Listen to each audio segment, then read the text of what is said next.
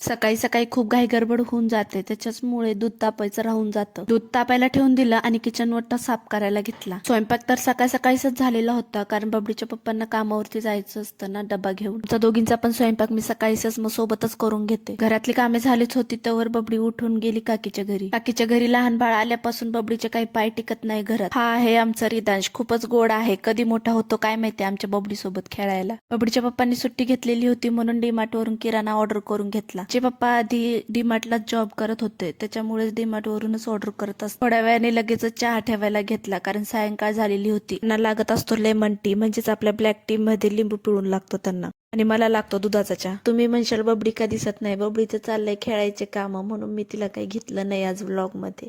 रात्रीच्या जेवणात की नाही बबडीच्या पप्पांना अंडा पाव खायचा होता आणि मला खायचा होता अंडा घोटाळा. खरं तर ही रेसिपी मी पहिल्यांदाच करणार आहे, कारण की मला खूप दिवसापासून बनवायची होती पण टाइमच भेटत नव्हता. सगळ्यात अगोदर 3 अंडे मी शिजायला ठेवले. अंडे शिजवताना त्यात मीठ घालायचं, जेणेकरून अंडे फुटत नाही. त्या व्हिडिओ मध्ये दिसतंय तेवढं मटेरियल मस्तपैकी कापून घ्यायचं. तर अशी जादू झाली असती ना, काय भारी झालं असतं नाही का एका बाईला. नंतर उकडलेले अंडे मस्तपैकी किसून घ्यायचे. नंतर तेलामध्ये मस्त तेजपत्ता टाकायचा आणि कांदा टाकून मस्तपैकी लाल होईपर्यंत फ्राय करून घ्यायचा. अजून काही माझं चॅनल एवढं ग्रोथ झालेलं नाही, पण एक ना एक दिवस नक्कीच यश भेटणार आहे हे मला चांगलंच माहिती आहे. म्हणून तर मी तुमच्या सगळ्यांच्या भरोशावरती चॅनल सुरू केलेलं आहे आणि ते मी कधीच बंद करणार नाही.